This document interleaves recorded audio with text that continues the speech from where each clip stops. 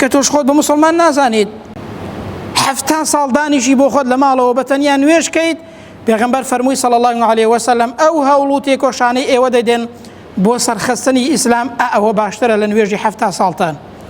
بۆچی؟ چونکە کە هەر نوێژ دەکەی سود بە خۆت دەگەیەنیت، بەڵام کە ئیسلام سەردەخەیت دینی خوای پەروەردگار بەرز دەکەیەوە سود بە هەموو کۆمەڵگا دەگەیەنیت.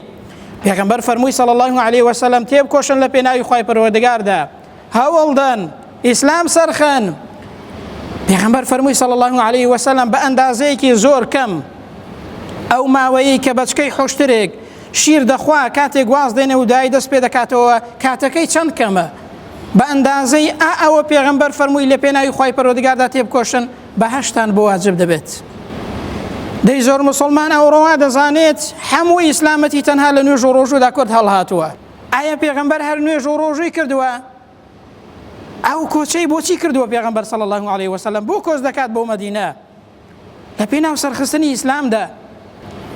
سید قوتب جوانی فەرمووە کە دەفەرمێت هەوڵدان بۆ سەرخستنی ئیسلام بەیعەتێکە لە گردنی هەموو ئینسانێکی مسلماندا کە تۆش خۆت بە مسلمان نازانیت. هەموو ئینسانێکی مسلمان لەسەر یەتیکە بە گوێرەی توانای خۆی هەوڵدات بۆ سەرخستنی ئیسلام.